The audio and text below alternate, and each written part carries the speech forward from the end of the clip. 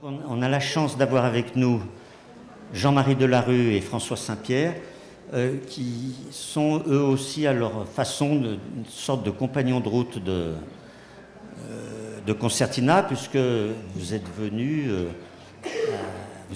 précédemment, qu'on vous a entendu et qu'on a plaisir à vous retrouver. Alors Jean-Marie Delarue a été le contrôleur général des lieux de privation de liberté. On se demande s'il faut encore le présenter, mais on va le présenter parce que voilà, il a été aussi à un moment donné, bon, c'est un conseiller d'État, contrôleur général des lieux de privation de liberté, le poste qu'occupe aujourd'hui Dominique Simoneau, qu'on a pu voir hier, de 2008 à 2014, c'est un mandat de 6 ans. Et puis, on a pu le retrouver après président de la Commission nationale consultative des droits de l'homme. Il a eu beaucoup d'autres fonctions, dans des cabinets ministériels, à des délégations interministérielles à la ville. Il en parlera ou il n'en parlera pas, mais en tout cas, la rencontre se poursuivra après. Et donc, c'est possible à un moment donné de poursuivre la discussion. Il y a un podcast qui s'est fait aussi tout à l'heure avec des enfants de l'école, des écoles d'ici, qui ont questionné sur la prison. Et c'est Jean-Marie Delarue qui leur répondait au micro tout à l'heure. Ça fera une séquence, je pense, intéressante qu'on mettra en ligne sur le site de Concertina. François Saint-Pierre a eu la particularité de concevoir les statuts de l'Observatoire international des prisons. Donc là, on est dans la fin des années 80, ce qui ne nous rajeunit pas. Et depuis, ça fait donc 45 ans, nos liens se sont tout le temps entretenus.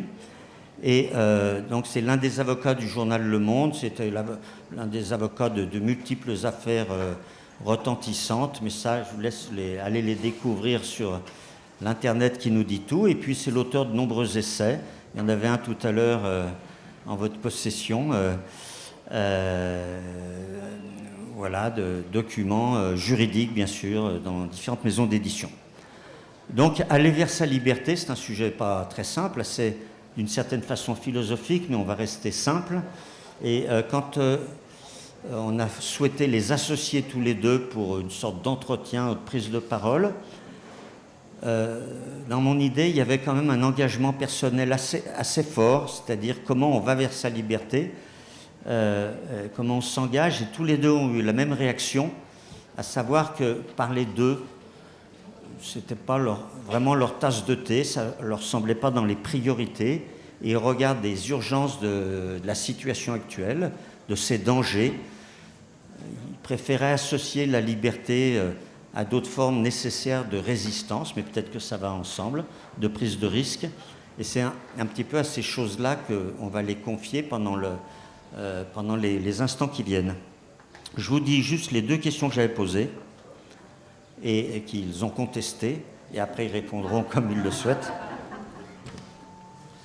Il y en a une en remontant dans votre propre histoire. Pouvez-vous nous dire comment s'est forgé votre engagement, c'est-à-dire avec quels événements, avec quelles rencontres?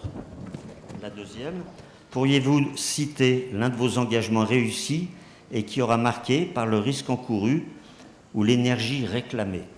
Donc une fois que j'ai dit ce propos, vous prenez toute l'attitude pour vous en éloigner, l'évoquer quand même, mais c'est sûr qu'on attend de vous quelque chose d'aussi personnel, pas simplement une projection d'idées. Jean-Marie. Mais oui, mon cher Bernard, ça fait quelques décennies quand même que Jean-Marie et puis moi de mon côté, on s'est projeté dans la vie publique. Moi, dans la vie judiciaire comme avocat. Et finalement, qui suis-je? Je suis l'avocat que je suis. Et donc, parler de moi, c'est parler de notre combat judiciaire. Je voudrais un mot pour Henri Leclerc, qui nous a quittés au mois d'août dernier, après une vie d'avocat accompli, et pour lequel j'avais une admiration et une affection sans limite. Et je le revois encore, il y a des années, plaider en cour d'assises pour un accusé d'un meurtre absolument atroce, une enfant violée et tuée, dont il était convaincu de l'innocence. Et je regardais cet homme, mon aîné, se battre comme un combattant, non pas pour lui, mais pour l'accusé qui était derrière lui et obtenir d'une cour d'assises à l'époque son acquittement. Ben, c'est ça la fonction d'un avocat. Un avocat, il est fait pour défendre des personnes et il symbolise dans ces procès criminels terribles ce que c'est qu'un état de droit. Les procès doivent se tenir selon des règles et à chacun sa fonction. Et l'avocat de la défense occupe une place tout à fait essentielle qu'il faut accomplir avec courage, mais avec déontologie, avec philosophie, humanisme.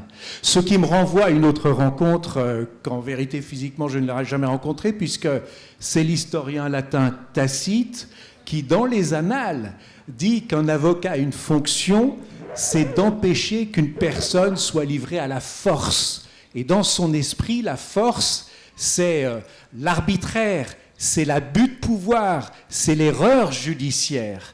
Eh bien, c'est ça, Bernard, qui m'anime. Voilà. Je sais que Jean-Marie est troublé par les temps actuels et nous avons à répondre ce soir à une question. Quand on voit une société américaine aussi évoluée, structurée, un appareil judiciaire, un droit américain aussi civilisé, s'effondrer presque sous les coups de butoir d'un président tout-puissant, on se pose la question de savoir ce qu'il peut advenir ici en France et en Europe. Alors, sans être particulièrement optimiste, personnellement, je pense que nous devons tous être à nos places, dans nos métiers, dans nos fonctions sociales, être animés de constance et de détermination, ce qui nous remplit non pas d'optimisme, mais d'espoir. Voilà. Chacun son micro. Chacun le sien. Et je pense que dans les engagements climatiques qui sont les nôtres d'abord, il faudrait intituler cette soirée « Soif de liberté ». Je pense que ça plairait beaucoup plus, donc il faudra y penser la prochaine fois. Il faudra peut-être penser aussi même à changer la date de Concertina, parce que ça devient difficile. Quand j'interroge mon fils sur notre génération, il me dit vous avez tout eu et vous avez tout raté. Voilà, comme ça. Et c'est vrai que ça me rend un peu triste, mais je lui donne pas complètement raison quand même. Je crois que l'engagement, ça tient, comme vient de le dire François, à des choses très ténues, à des rencontres très ténues, à des petits événements de la vie qui font qu'on adhère à certaines choses et peut-être encore plus qu'on refuse d'autres choses. Moi, je crois au refus. Je crois au refus. J'ai un certain nombre de principes qui me viennent précisément de ces années de post-adolescence. De ne pas aimer beaucoup l'argent, de ne pas demander quoi que ce soit comme poste. Je crois avoir jamais rien demandé et attendre qu'on me propose. De ne pas hésiter à démissionner quand il le faut, quand on n'est pas en accord. De ne pas s'accrocher à quelque chose. De ne pas, Grégoire qui est là me rappelait ça tout à l'heure, de ne pas avoir l'esprit de boutique. J'aime pas les boutiquiers. De croire en ceux, enfin, comme l'a dit la table ronde précédente consacrée aux violences sexuelles, croire à ceux que nous rencontrons. Après, il faut faire le tri. Mais voilà, avoir cette empathie de croire. Et ensuite, je crois aussi que l'engagement suppose une exigence de boulot. Moi, je suis désolé, je n'ai pas beaucoup de talent de société. Je ne sais pas danser le whist, jouer le whist, je ne sais pas danser le tango, etc. Mais je sais qu'il faut bosser pour arriver à décrocher une vérité. Et je sais qu'aujourd'hui, la vérité se balade un peu partout, dans tous les réseaux sociaux, etc., de façon très dissimulée. Et c'est rien en comparaison de ce qui nous attend demain. Et donc, moi, je n'ai qu'une réponse à ça, c'est d'aller chercher la vérité à l'arracher. Faut bosser pour la trouver. Faut pas se contenter évidemment des invectives des réseaux sociaux, ça ne rime à rien. Du journal télévisé de 20 heures, ça ne sert à rien non plus. Du journal, même le plus sérieux qui soit, que tout le monde a en tête, non plus. Il faut lire, il faut aller rencontrer des gens qui ont des choses à nous dire. Et donc tout ça est encore largement praticable. Et donc c'est ça que je peux répondre à mon fils quand il me questionne aussi douloureusement le fait-il. Alors, François, ça t'inspire une... Oui, que Jean-Marie Delarue et sa génération ou ses générations aient tout raté, je trouve le jugement extrêmement sévère. La question qui se pose aujourd'hui, pour moi, c'est de savoir si notre société démocratique garantit mieux nos libertés publiques qu'autrefois. Est-ce qu'on est plus libre aujourd'hui dans notre société qu'on ne l'était autrefois ou le contraire? Alors les réseaux sociaux, on peut dire que c'est autant un vecteur de communication qu'une sorte de grégarisation, mais pour y avoir bien réfléchi, moi je dis que depuis des décennies, cette société française, européenne, a construit un état de droit beaucoup plus fort, beaucoup plus riche qu'autrefois. La liberté d'expression, Jean-Marie, vous me disiez tout à l'heure, elle n'a jamais été aussi attaquée. Mais je dis qu'elle n'a jamais non plus été aussi développée. Moi, je défends des journalistes, différentes personnes dans des procès de liberté de la presse, de diffamation, de censure. Je vous donne un exemple très simple. Il y a 20 ans, l'excellent journal que vous ne citiez pas, le journal Le Monde, son directeur, l'un de ses excellents journalistes, était condamné pour diffamation parce qu'un avocat interviewé avait dit pique-pente de magistrats, de juges d'instruction qui, à son sens, ne faisaient pas leur travail. Ils ont été condamnés il y a 20 ans à de lourdes peines. Et puis, l'avocat combatif va devant la Cour européenne des droits de l'homme et il obtient gain de cause. La France est condamnée, il fait annuler sa condamnation. Moi qui m'occupe des journalistes, je leur dis, mais vous ne le saviez pas, vous étiez innocent, puisque la Cour européenne a jugé que l'avocat n'avait pas diffamé ou outragé ses magistrats. Eh bien, nous avons fait réviser ces condamnations, et voici ces journalistes, 20 ans après, relaxés par la Cour d'appel de Paris. Si je vous dis ça, ce n'est pas pour vous raconter un exploit, encore que, mais c'est pour vous dire très objectivement que la liberté de la presse d'information est beaucoup mieux garantie aujourd'hui qu'hier. C'est un bien, c'est un mal. Mais je dis bien entendu que c'est un bien. Et il y aura toujours des abus de liberté d'expression et la justice est là pour les réguler. Je pourrais évoquer le statut civil des personnes. On se renvoie 20, 30 ans, 40 ans autrefois pour les enfants, etc. Mais nous avons une société tellement plus libérale au sens de protectrice et manque des libertés aujourd'hui. Donc je dis cela non pas pour vous dire que nous vivons dans une époque extraordinaire, mais enfin nous avons un bien extrêmement précieux qui sont nos libertés, notre démocratie, et notre réunion aujourd'hui prouve que nous sommes une société vivante. Il y a la presse, il y a les magistrats, les avocats, les enseignants, les syndicalistes. Je pourrais décliner comme cela toutes les facettes de la société pour vous dire combien elle est vivante. Oui, moi je la crois vivante, mais je ne suis pas si optimiste. Je pense que je crois en la justice, je crois en la liberté, je crois en la démocratie.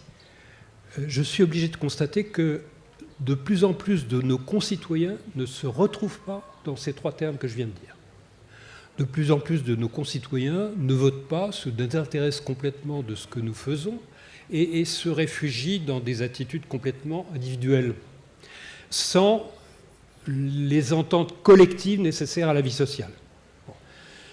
Ce matin, je devais venir en train ici, et il y a une personne qui, en se baladant sur les voies de la ligne Paris-Lyon, a bloqué une bonne trentaine de trains. Bon. Et je pense que cette personne, elle a fait ça par goût du risque. C'est fascinant, le goût du risque. Hein ? Bon, alors, pour la liberté d'expression en tant que telle, moi, je pense qu'elle est en débat aujourd'hui, pour ne pas dire plus, et je ne veux pas ici entrer dans des querelles qui sont extrêmement compliquées. Je plaide pour la complexité. Hein. J'en ai ras-le-bol du manichéisme. Je ne veux pas entrer dans la querelle Israël-Palestine, mais force m'est de constater qu'à propos de cette querelle, on a qualifié d'aide au terrorisme ou de je ne sais quoi terroriste beaucoup de gens qui ont manifesté pour une cause ou pour une autre. Et qu'il y a, je pense, 15 ans, on n'aurait pas qualifié comme tel. La liberté de manifester a fait l'objet d'une loi récente qui a restreint assez sensiblement le droit de manifester. Il n'y a pas aujourd'hui un créateur de film ou de bouquin qui ne réfléchisse à l'idée de ce qu'il va filmer ou écrire en pensant à tel ou tel hobby, qui va hurler à l'idée qu'on montre telle ou telle chose, qu'on décrive telle ou telle chose. Donc moi je crois que bien sûr qu'il faut défendre notre état de droit, hein, bien sûr qu'il faut défendre la liberté d'expression, mais dans quel état sont-ils par rapport à ce qu'ils devraient être ? Bon. Comment se fait-il que la Hongrie soit tombée dans ce qu'on appelle bizarrement l'illibéralisme, moi ce que j'appelle le pré-totalitarisme. Bon. Comment se fait-il qu'en effet les États-Unis, la Cour suprême dise maintenant ah ben non, un juge fédéral ne peut pas se prononcer sur l'ensemble des États. Bon, ça veut dire que le pouvoir judiciaire commence à être restreint. Nous n'en sommes pas encore là, mais nous pouvons en être là demain, puisqu'il y a encore une fois 20, 30%, 40% demain de nos concitoyens qui ne se reconnaissent pas dans notre système. Et c'est un facteur, ce fait-là, c'est un des facteurs, ça n'est pas le seul, mais un des facteurs de la naissance de tous les régimes totalitaires. Voilà.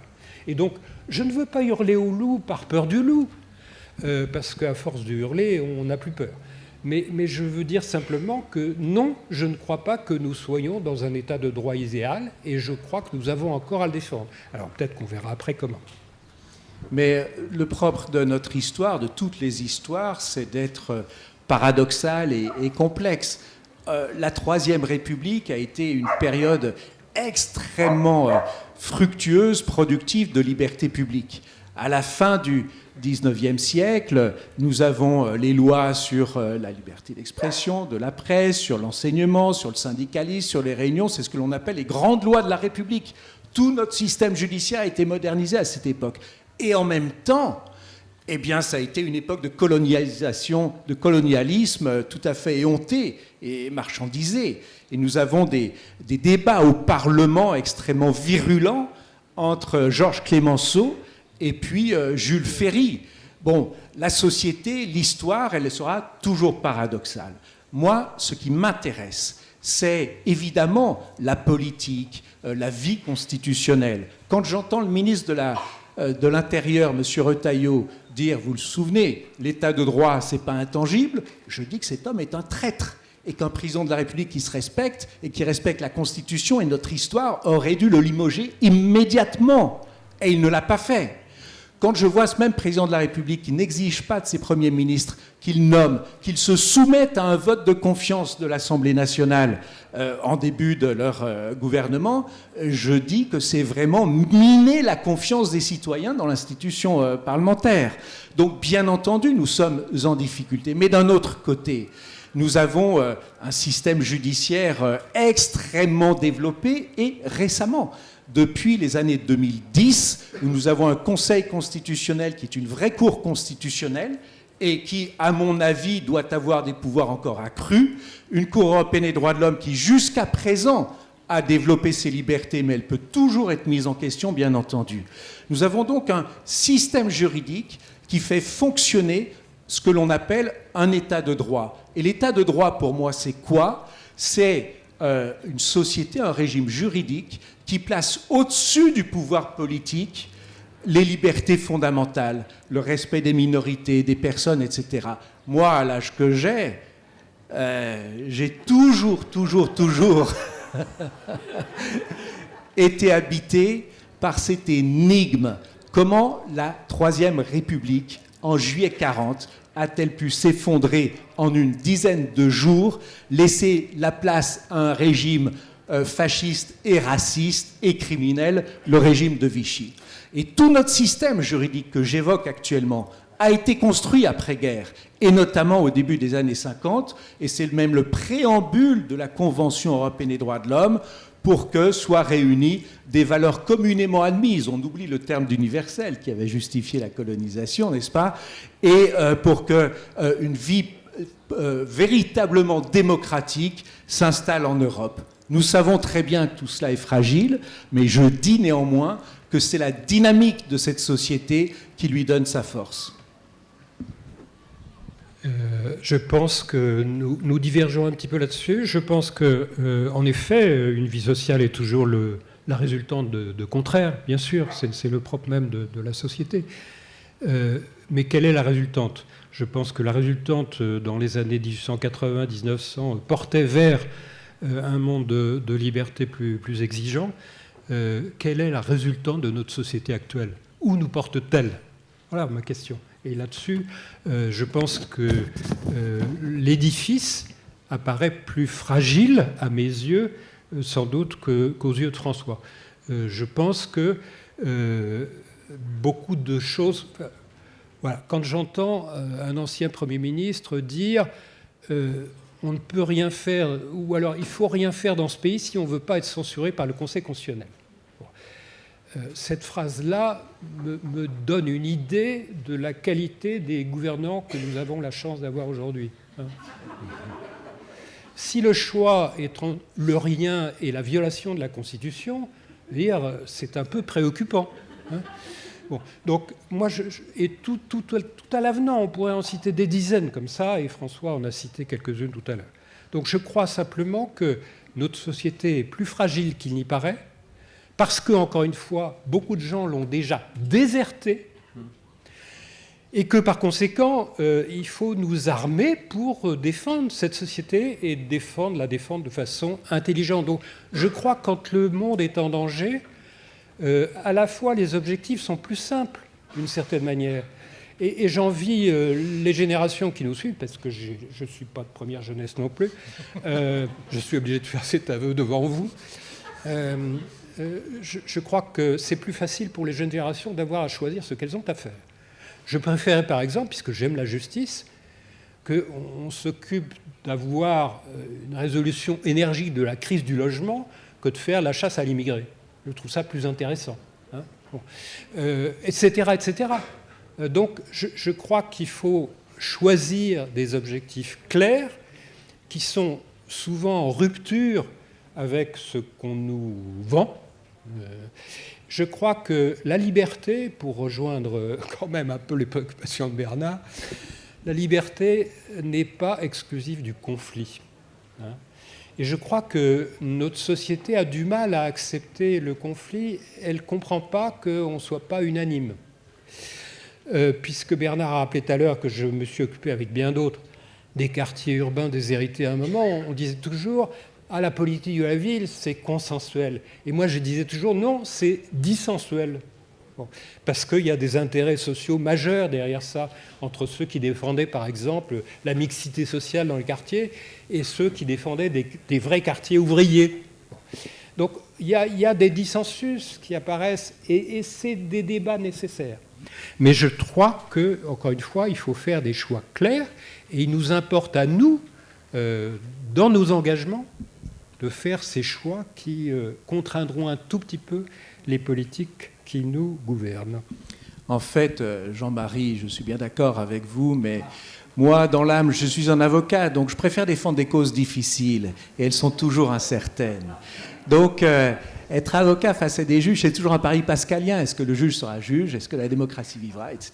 Il faut se lancer dans le combat. Si j'ai 2 minutes, je voudrais vous parler d'une affaire actuelle qui me préoccupe beaucoup et qui montre à quel point les libertés sont fragiles, la République ne respecte pas ses principes et peut trahir son âme.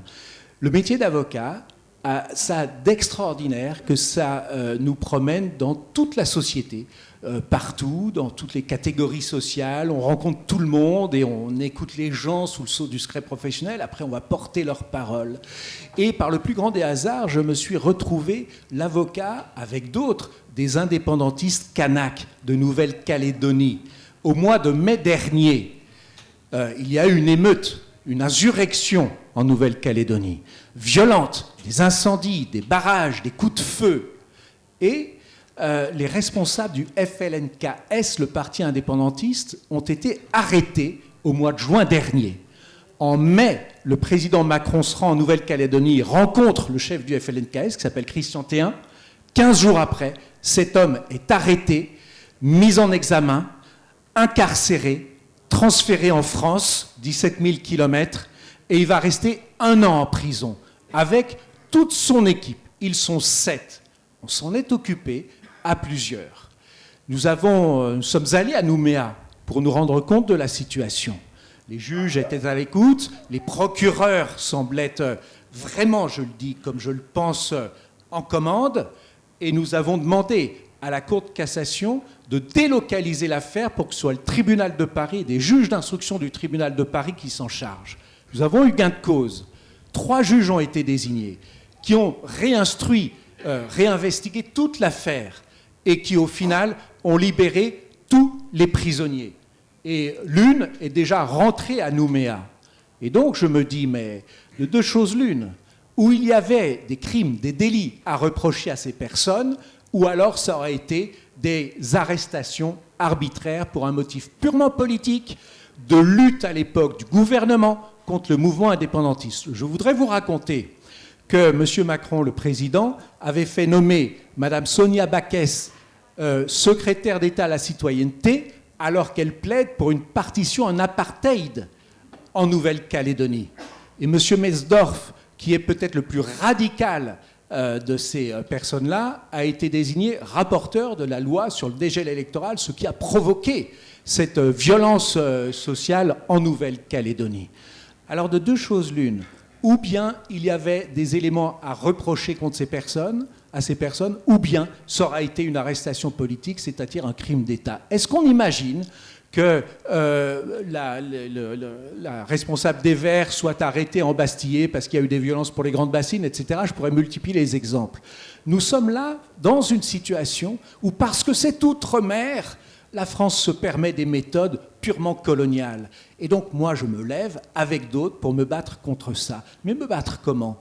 Par les voies de droit. On s'est adressé au juge d'instruction, au procureur général de la Cour de cassation. Et à chaque fois, on nous a donné raison et on nous donnera raison jusqu'au bout. Et c'est la raison pour laquelle je dis que nous vivons bien sûr dans un état de droit imparfait, dans un monde violent, tiraillé par les contradictions, avec des visions du monde de la société complètement différentes les uns des autres, mais il n'empêche que c'est ça une société et que l'action qu'on mène comme avocat dans un système judiciaire qui est le nôtre, est une action qui permet de faire évoluer la société. Et nous verrons bien ce que nous dira l'avenir.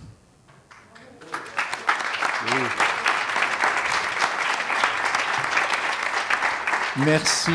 Je suis avocat, vous savez. Bien sûr que je suis content de vous entendre dire ça.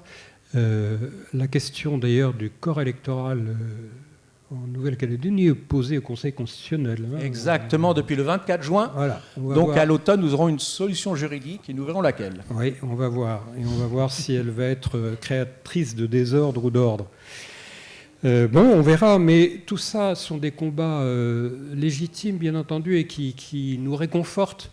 En même temps, je crois que l'insurrection en elle-même était un signe très négatif. Ce qui s'est passé à Mayotte après le cyclone en est aussi, et bien d'autres événements dans notre société à nous qui nous interrogent. Moi, je pense qu'il y a des tas de gens que je rencontre qui travaillent dans des conditions extrêmement pénibles, qui sont mal payés, etc., qui en ont ras-le-bol de cette existence et qui nous disent « Non, moi, je ne veux plus entendre parler de tout ça ».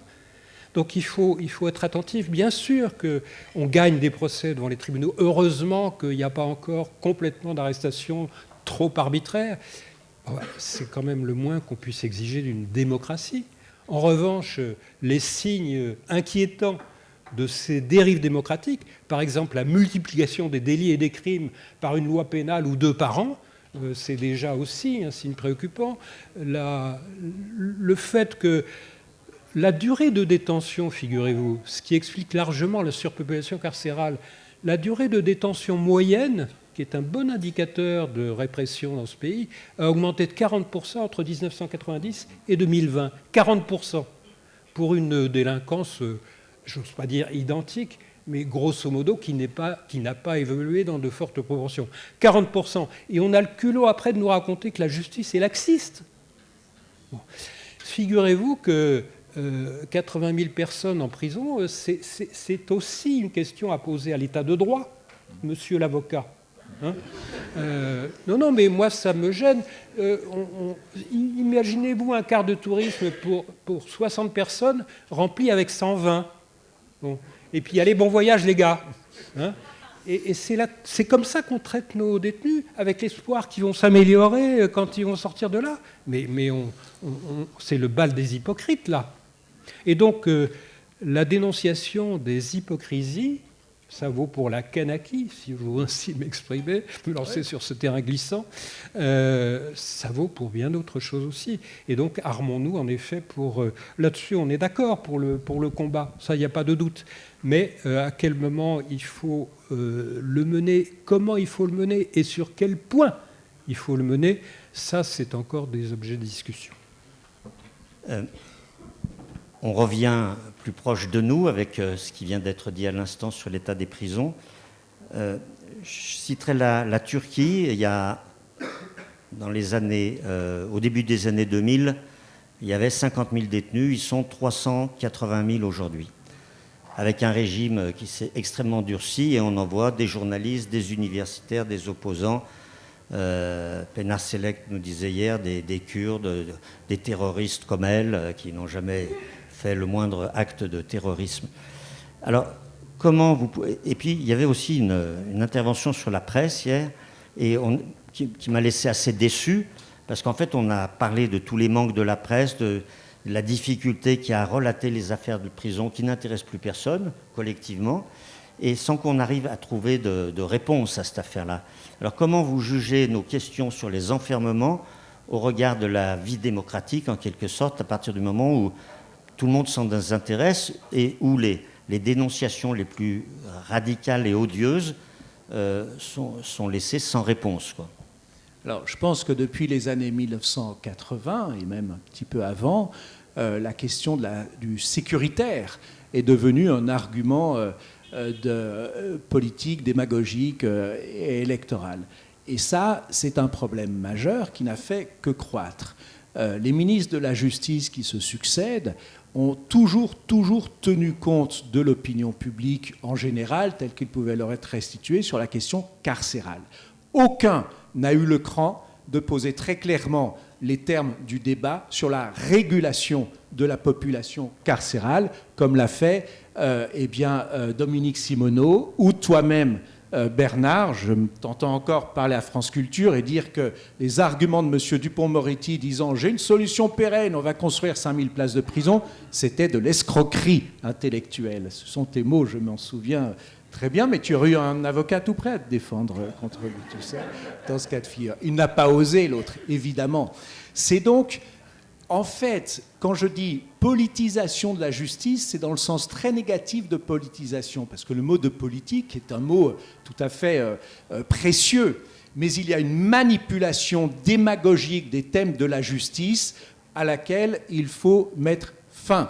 Alors, Laure Hennig, tout à l'heure, disait qu'il y aurait des programmes présidentiels à la rentrée pour la justice, et moi, je pense qu'il y a un sujet qui est pensé depuis longtemps par un prof de droit constitutionnel qui s'appelle Dominique Rousseau, qui pose la question du statut du ministre de la Justice. En fait, la justice doit être impartiale, elle doit être indépendante, mais voici le chef du parquet des procureurs, qui est le ministre de la Justice, qui, quant à lui, est politisé et se comporte plutôt comme un politicien zélé et qui va raconter strictement n'importe quoi sur le sujet. Donc moi, je pense qu'à un moment donné, nous avons un vrai problème de structure, d'architecture de notre société et que la question du statut du ministre de la Justice doit être clairement posée. Réponse dans ce programme présidentiel à venir, mais très clairement, il y a un problème dans ce pays d'indépendance de la justice, des politiques pénales et par voie de conséquence de surpopulation carcérale qui est une honte totale dans ce pays. Merci d'apporter de l'eau à mon moulin. Mais oui, on ne s'est pas accordé avant, Non. mais on se connaît un peu. Oui, puis on ne va pas s'engueuler. Non. Non, moi je pense que, encore une fois, moi oui, j'applaudis des deux mains, aussi pour ça. La politique sécuritaire a fait de gros dégâts, et surtout on nous fait croire que c'est l'essentiel de nos vies. C'est ça la tromperie. Comme si... alors moi ça m'amuse qu'on parle de sécurité et qu'on oublie le climat. Hein. Où est le danger le plus pressant, hein? Ça m'amuse qu'on dénonce les monstres, et peut-être qu'il y en a parmi les meurtriers, mais on oublie que la moitié des jugements correctionnels concernent la délinquance routière au sens large. Bon. Alors, où est le danger, hein? Qu'est-ce qui s'occupe de délinquance routière aujourd'hui parmi les gardes des Sceaux? Moi, je suis désolé, mais, pardon d'être sentimental, j'ai pleuré depuis 20 mois la mort de Jacques Delors et de Robert Badinter, que j'ai approché d'assez près. Et j'attends qu'on ait des gouvernements de cette dimension aujourd'hui. Hein, franchement, et je n'en vois pas beaucoup. Donc il faut en effet les interroger et les vilipender quand il le faut. N'ayons pas peur du conflit. Je crois qu'il faut tourner le dos aussi au manichéisme trop simplificateur dont nous abreuvent les télés tous les jours. Il faut chiader les problèmes et interroger les politiques sur la politique qu'ils veulent faire ou qu'ils entendent nous imposer, qui nous conduit droit dans le mur. Et donc il faut soit faire une brèche dans le mur, soit pousser de côté les politiques. Voilà. Mais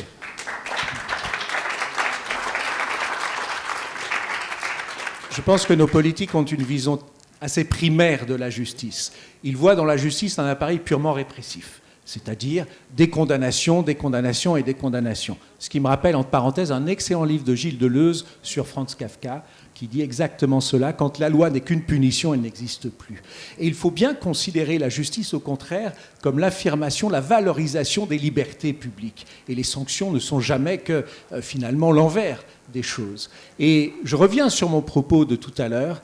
Je pense vraiment que la Cour de cassation, donc notre Cour suprême, le Conseil constitutionnel, la Cour européenne des droits de l'homme, sont des tribunaux, des juridictions qui ont vraiment valorisé les libertés toutes ces dernières années. Là, nous avons eu coup sur coup 2 décisions du Conseil constitutionnel composées tel qu'il est, on peut le critiquer, qui a censuré la loi Attal, ce vulgaire populiste, sur la justice des mineurs. Voilà. Eh bien, le Conseil constitutionnel a suivi sa jurisprudence qu'il trace depuis des années et a dit non à cette entreprise de démolition de la justice des mineurs, qui existe depuis 1945 en France. Donc, cet esprit, ce goût de la loi qui rappelle Tocqueville ou Montesquieu, il existe en France. Et bien entendu, je pense que cela ne résout pas toutes les difficultés, mais il y a des valeurs communes qui font que la France c'est ce pays, et qu'aux dernières élections législatives, vous savez qui a perdu. Le goût de la loi est tellement prononcé qu'on n'arrête pas d'en faire. Et que, comme les gouvernements se sentent impuissants, et comme on n'a pas beaucoup d'argent, on fait des lois.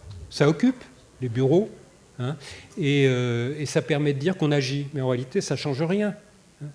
Et on sait bien que ce n'est pas seulement que parce qu'elle est seulement punition que la loi ne marche pas, c'est parce qu'il y en a beaucoup trop, que la loi est trop bavarde, on l'a dit avant moi, et qu'elle est utilisée pour régler des problèmes qui ne se règlent pas par la loi.